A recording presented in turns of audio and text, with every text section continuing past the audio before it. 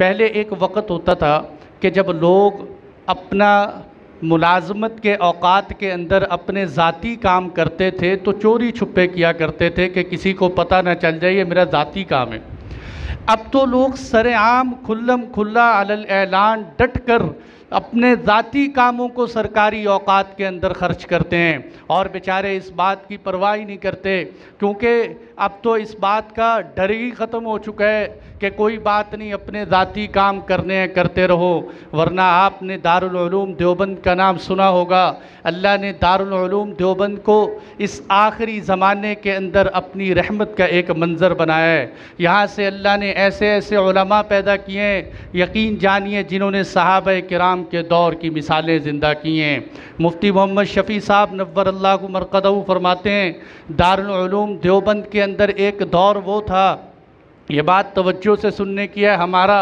मवाजना करने की ज़रूरत है कि दारुल उलूम देवबंद के अंदर एक वक़्त वो था कि जब उस्ताद की पढ़ाई का वक़्त होता और कोई मेहमान उसको मिलने के लिए आता तो उस्ताद घड़ी पर टाइम देखकर नोट कर लेता कि इतने बजे मेरे पास मेरा मेहमान आया है, और जब वो मेहमान चला जाता तो टाइम नोट कर लेता, आधा घंटा घंटा मेरे पास मेहमान बैठे है। जब तनख्वाह लेने की बारी आती तो असातिज़ा दरख्वास्तें पेश करते कि मैंने महीने के फ़लाँ दिन के अंदर इतने टाइम इतने सेकंड अपने मेहमान को दिए हैं, इतनी मेरी तनख्वाह काट ली जाए,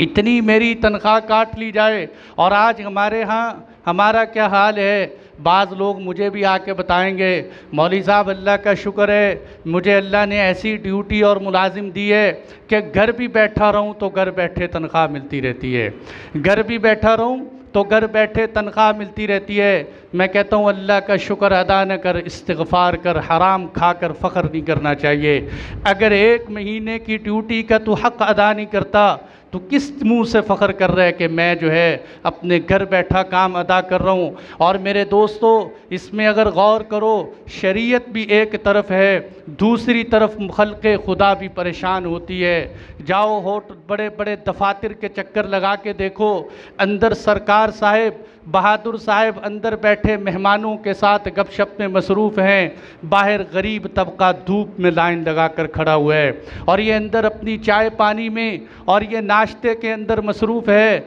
बाहर खल्क़े खुदा धूप में खड़ी इसका इंतज़ार कर रही है। ये एक तरफ यहाँ अपनी तनख्वाह को हराम करता है, दूसरी तरफ खल्क़े खुदा को भी परेशान करता है। इसलिए गौर करने की ज़रूरत है कि कहीं मैं इन मामलात के अंदर गलती पे तो नहीं हूँ, कहीं ऐसा तो नहीं कि मैं अपने आप को समझता हूँ मैं पूरी अमानत ध्यानदारी से चल रहा हूँ और मुझसे यहाँ गलतियाँ हो रही हों। तो इसलिए भाई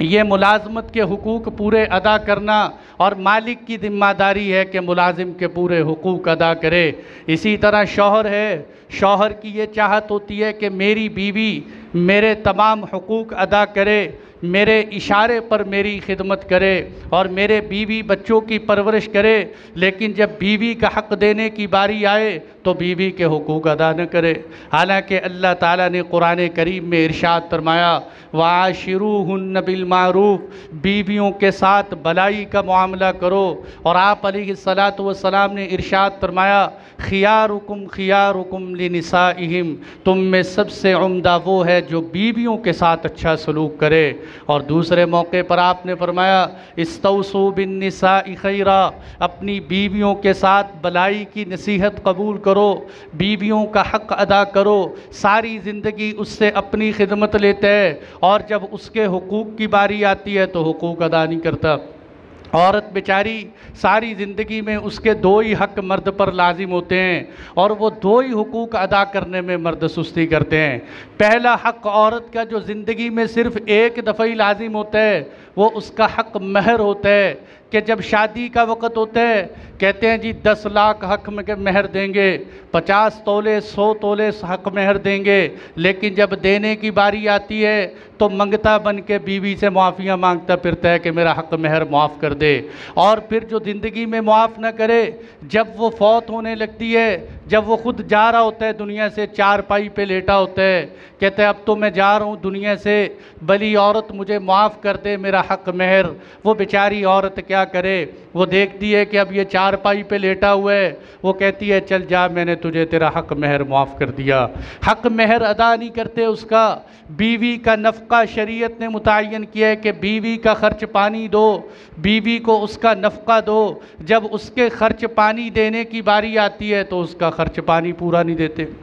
उसके साथ उसके हुकूक की अदायगी नहीं करते। हालांकि शरीयत ये कहती है जितनी आपकी पसली है, जितनी गुंजाइश अल्लाह ने आपको दी है, उसके मुताबिक कम अज़ कम अपनी बीवी का हक़ अदा करो, उसके मुताबिक देने की कोशिश करो। तो ये मेरे भाइयों तत्फ़ीफ़ की सूरतें हैं कि जो जिसी का हक़ बनता है उसका हक़ देने में उससे कमी कर जाना, ये तत्फ़ीफ़ के अंदर दाखिल है।